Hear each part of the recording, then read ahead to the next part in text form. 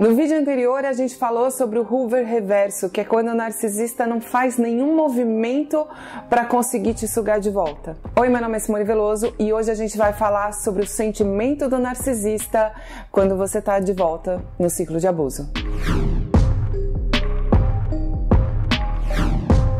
Quando a gente passa pelo ciclo de abuso narcisista, existem várias etapas. Você não tem nem ideia de onde você entrou, você não percebe que você está vivendo várias coisas, mas tudo isso tem nome. Você vai passar pelo love bombing, isolamento, espelhamento, tratamento de silêncio, desvalorização, gaslighting, descarte. Tem uma série de coisas que acontecem que você só vai conseguir mapear provavelmente depois que você sai ou quando você já está numa etapa mais pro final, quando você começa a buscar ajuda, provavelmente na internet, que hoje em dia é o que mais a gente faz, e você percebe que você precisa sair. Você está dentro de um labirinto, cada parte desse labirinto tem um nome, tem um sobrenome, e quando você sai disso, você percebe que também existem etapas. Mesmo quando você passa por um descarte, não significa necessariamente que acabou. Você vai ter que tomar cuidado, porque senão você volta para o ciclo de abuso. A recuperação também vai envolver algumas etapas.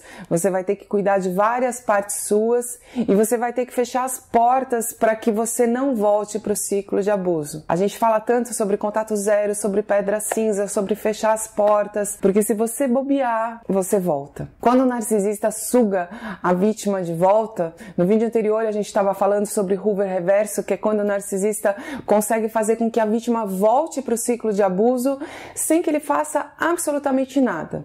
A vítima fica ali achando que o não movimento do narcisista significa que não tinha nada de errado e quando ela percebe, ela voltou para o ciclo. Ou se não, da forma mais comum, que é quando o narcisista entra em contato, diz que se arrependeu, tenta fazer com que a vítima se convença que dessa vez vai ser diferente, manda flores, faz um love bombing tudo de novo, jura que vai se cuidar, e a vítima, quando ela percebe, ela está dentro do ciclo de novo, muitas vezes um ciclo muito rápido que acaba entrando num descarte muito rapidamente também. A vítima fica extremamente confusa, esperançosa também, acreditando que dessa vez vai ser diferente, mas o que será que se passa na cabeça de um narcisista? Porque os motivos que fazem um narcisista puxar a pessoa para o ciclo de abuso de volta não são os mesmos que fazem a vítima voltar. A vítima provavelmente está dependente, provavelmente ela passou ou está passando por uma abstinência, ela nutriu na cabeça dela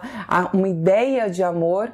E o narcisista, quando ele puxa a vítima, ele está em busca da fonte de suprimento e daquela pessoa que faz coisas para ele e que um dia colocaram ele num pedestal. Mas quando o narcisista puxa essa pessoa de volta, o pensamento que ele tem sobre a vítima é muito ligado ao não caminhar dela e principalmente a ideia de que a vítima precisar dele. Quando a vítima fica longe do narcisista, e mesmo que ele tenha outra fonte de suprimento, de alguma forma, ainda que com muita dor, ainda que capenga, a vítima começa minimamente a caminhar. Quando o narcisista puxa a vítima de volta, não vai ser no momento onde ela está com muita dor, não vai ser no momento que ela quer voltar para o ciclo. Nesse momento não vai acontecer o hoovering.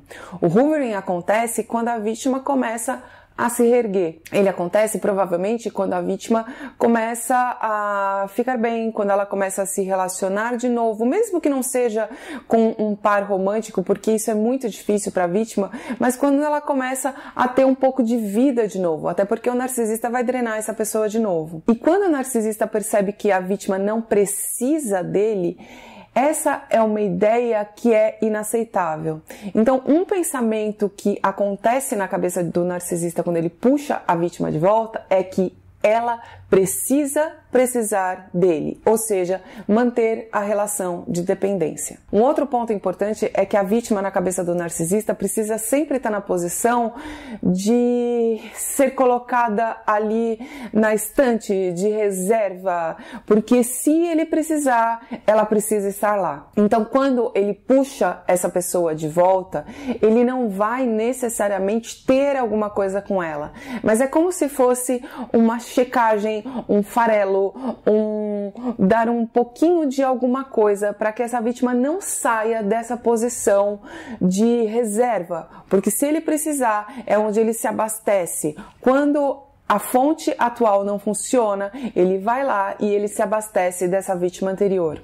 Então, quando ele puxa essa pessoa de volta, normalmente essas puxadas, esses hoverings, não são coisas que duram muito, mas é o suficiente para dar essa segurança para o narcisista de que, precisando, ele sabe aonde buscar. Aquela vítima continua sendo dele. Impedir a pessoa de caminhar para um narcisista também é extremamente importante, porque quando uma vítima entra num ciclo de abuso, quando uma pessoa entra num ciclo de abuso, ela passa a ser domínio do narcisista.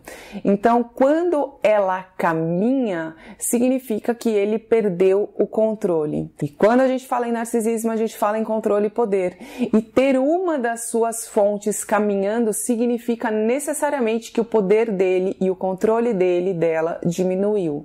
Então, buscar essa pessoa de volta, puxar essa pessoa de volta, é como se ligasse de novo os nós que prendem essa pessoa, essa marionete, é como se de novo conectasse essa pessoa e reforçasse a sensação de controle e poder. A vítima sempre vai ser uma reguladora dessas sensações.